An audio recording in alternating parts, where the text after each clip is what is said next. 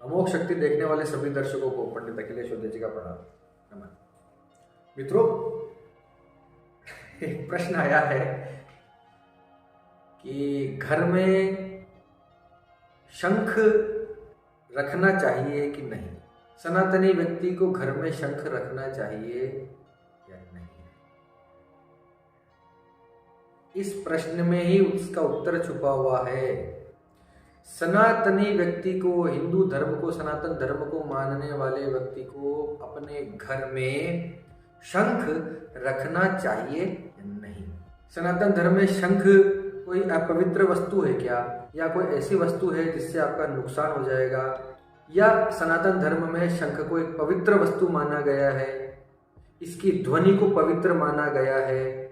ऐसा कहते हैं कि जहां जहां पर शंख की ध्वनि बजती है वहां उसकी ध्वनि से सारे रोग दोष मिट जाते हैं। जहां जहां तक वो ध्वनि जा रही है वहां पर रोग नहीं आ सकते, लक्ष्मी उस घर को छोड़कर नहीं जाती।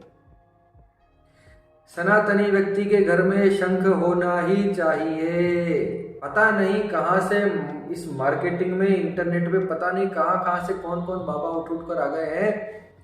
पता नहीं कैसे कैसे लोग हैं जो सनातन धर्म को बर्बाद करना चाहते हैं। शंख हमारे घर में नहीं होगा तो किसके घर में होगा ये बताइए। भगवान विष्णु ने अपने एक हाथ में जिसको धारण कर रखा हो वो शंख, वो हमारे घर में नहीं होगा। विष्णु भक्तों के, हरि भक्तों के, सनातन धर्मियों के घर में नहीं होगा तो कहाँ होगा। शंख बजाने से, शंख की ध्वनि से, जहां शंख बजता है वहां तो महाभारत हो जाता है। महाभारत क्या है? महाभारत नीति का सबसे बड़ा ग्रंथ है, सबसे बड़ा महाकाव्य है हमारी संस्कृति का। भगवान की वाणी है, भगवान वेद व्यास की वाणी है। भगवान वेद व्यास जो विष्णु के अवतार थे, जिन्होंने, और फिर श्री कृष्ण ने श्रीमद् भगवत गीता का पाठ जो महाभारत के अंदर ही आया है। महाभारत का मतलब सिर्फ वो युद्ध नहीं है जो चला था 18 दिन।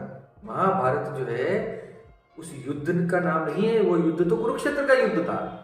उसके अलावा महाभारत तो पूरा नीतिगत ग्रंथ है जिसमें श्री कृष्ण की विद्याएं हैं, तरह तरह की कलाएं हैं।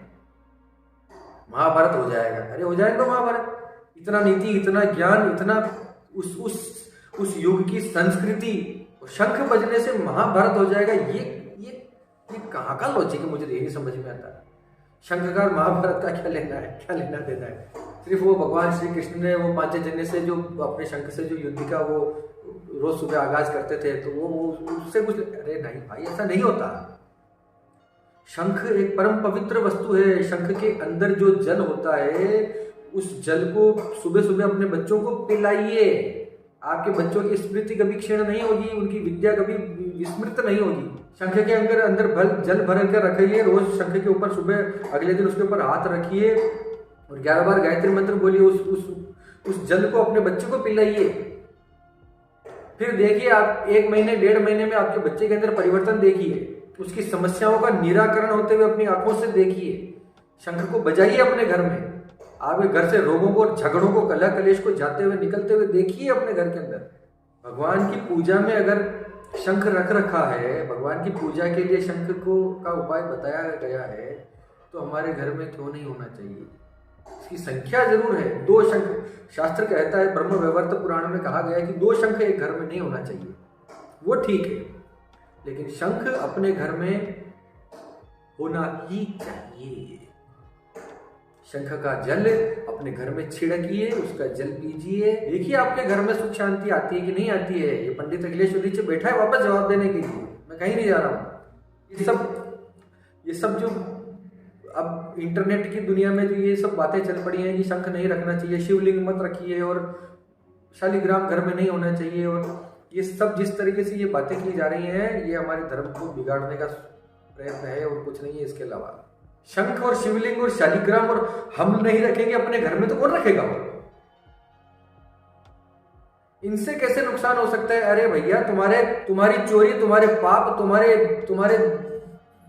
दुष्ट कर्म, तुम्हारी बुरे विचार, ये तुम्हें नष्ट करेंगे, ये तुम्हें नुकसान देंगे, न कि शंख और शिवलिंग और शालिग्राम। अब इस बात को समझिए, मेरा हाथ जोड़कर निवेदन है। कहीं ना कहीं पीड़ा होती है ये सब देख के, इसलिए मैं थोड़ा सा कभी कभी मैं तो मेरा यही निवेदन है कि इन सब बातों से बाहर निकलिए, सच्चाई की तरफ, सनातन ज्ञान की तरफ आइए। मेरा ये वीडियो अच्छा लगा हो तो इसको शेयर कीजिए, चैनल को सब्सक्राइब कीजिए, वीडियो को लाइक कीजिए।